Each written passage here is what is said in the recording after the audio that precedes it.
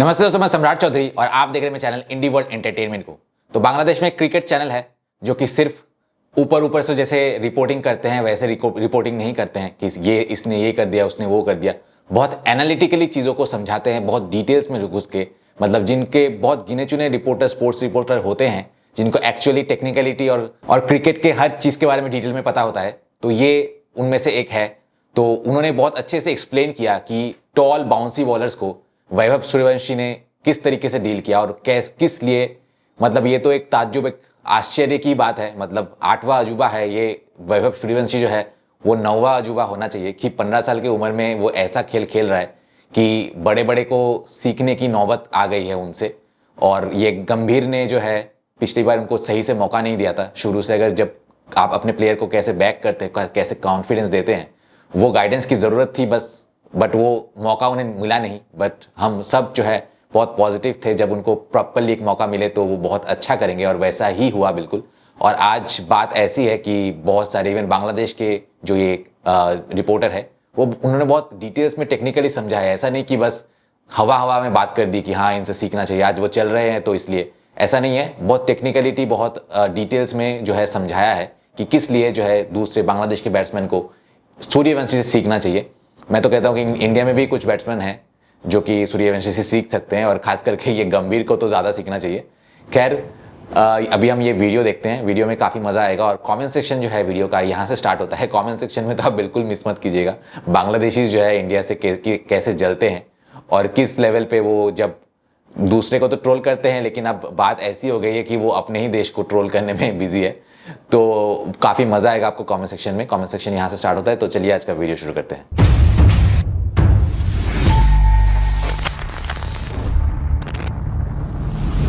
दोस्तों, मैंने बहुत सारे बिजनेस पार्टनर्स को, खास करके जो एनआरआईज है, उनके लिए चैनल बना के उनको इंडिया में एक stable source of income generate करके दिया है। अगर आप भी मेरे साथ पार्टनरशिप में चैनल स्टार्ट करना चाहते हैं, जहां चैनल के ओनर आप होंगे लेकिन कंटेंट मैं बना के दूंगा, तो मुझे कांटेक्ट कीजिए इस नंबर पे। और साथ ही अगर आपको रशियन लैंग्वेज सीखना है या फिर रशिया में अपना प्रोडक्ट सेल करना है तो मुझे कांटेक्ट कीजिए इस नंबर पे। और इस बारे में एक डिटेल में आपको वीडियो भी मिल जाएगा। वीडियो का लिंक आपको डिस्क्रिप्शन बॉक्स में मिल जाएगा।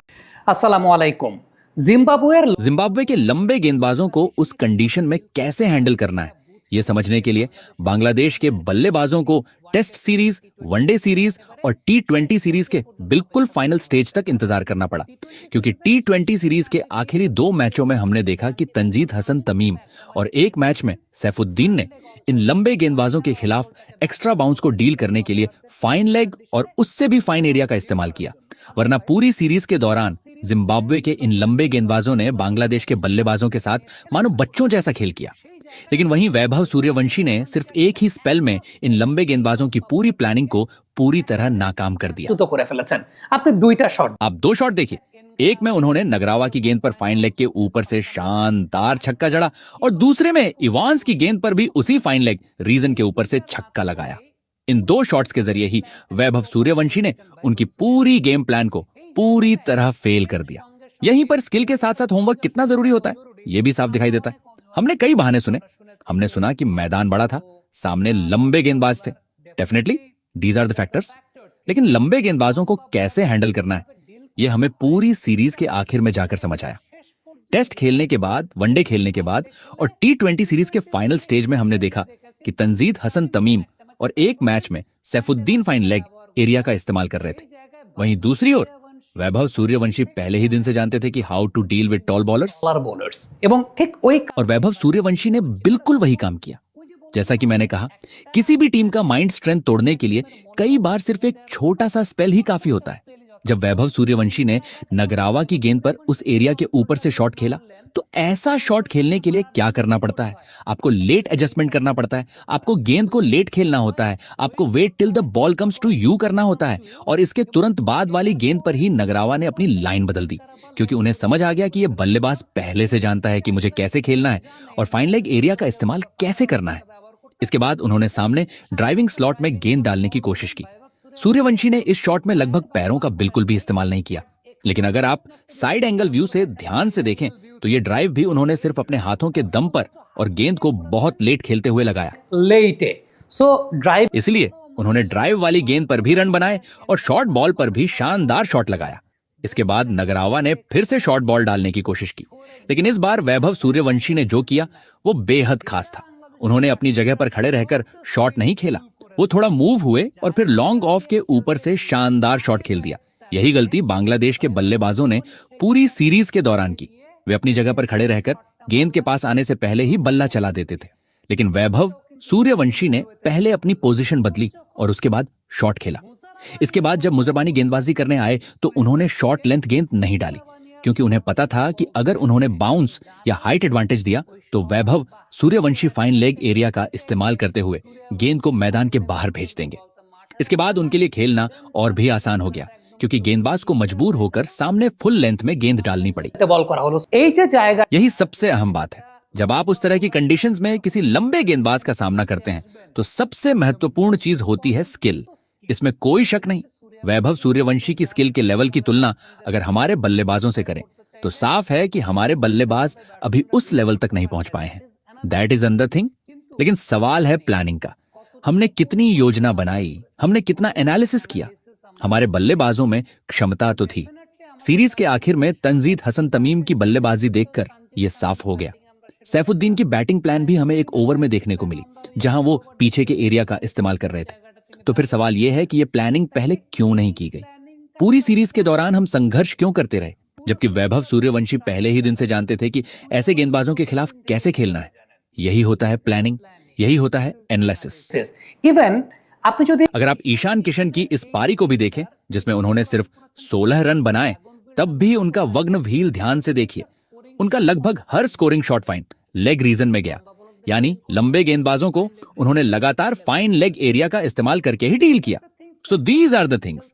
किसी भी सीरीज में जाने से पहले असली सवाल यह है कि हम कितनी तैयारी करते हैं, मेंटली उस सीरीज के लिए कितने तैयार रहते हैं और कितनी सॉलिड प्रिपरेशन के साथ मैदान में उतरते हैं। स्किल तो निश्चित रूप से बहुत बड़ा फैक्टर है और उसका अपना इंपॉर्टेंस है, लेकिन दुनिया की टॉप लेवल टीम्स और हमारी टीम के बीच जो सबसे बड़ा फर्क मुझे पर्सनली दिखाई देता है वो यही है कि किसी भी सीरीज में उतरने से पहले हर सीरीज के लिए एक पर्टिकुलर प्लान होना चाहिए। मुझे लगता है कि उसी प्लानिंग के मामले में हम अब तक पूरी तरह सफल नहीं हो पाए हैं। यही वजह है कि बाद में हमने मैदान बड़ा होने की बात की, लंबे गेंदबाजों की एक्स्ट्रा बाउंस के खिलाफ एडजस्टमेंट की बात की, प्रैक्टिस मैच नहीं खेलने की बात की। हमने बहुत सारी बातें कही, बट दिन के आखिर में मुझे लगता है कि सबसे महत्वपूर्ण चीज है स्किल और उसके बाद प्लानिंग। मेरा मानना है कि हमने सबसे बड़ी गलती प्लानिंग में की। पहला टेस्ट मैच जो हमने खेला, उसकी हार मैं स्वीकार कर सकता हूं। मैं मान सकता हूं कि हम उस कंडीशन में खुद को एडजस्ट नहीं कर पाए, बट उसके बाद हमारी प्लानिंग बदल जानी चाहिए थी। कम से कम ODI सीरीज से ही हमें यह तय कर लेना चाहिए था कि इन लंबे गेंदबाजों का सामना कैसे करना है। लेकिन अफसोस, ये समझ हमें सीरीज के बिल्कुल फाइनल स्टेज में जाकर आई। अब इस पूरे मुद्दे पर आपकी क्या राय है? कमेंट बॉक्स में अपनी फीडबैक और सजेशन जरूर बताइए।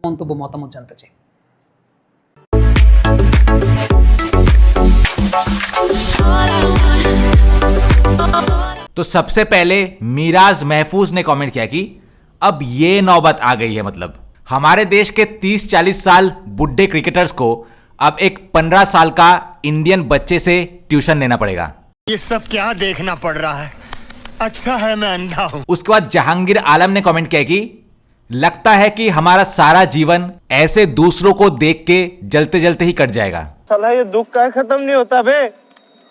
उसके बाद मोहम्मद शरीफ ने कमेंट किया कि जिम्बाब्वे के लंबे लंबे बॉलर्स को खेलने में सिर्फ हमारे सो कॉल्ड पृथ्वी के बेस्ट बांग्लादेशी बैट्समैन को ही प्रॉब्लम आती है।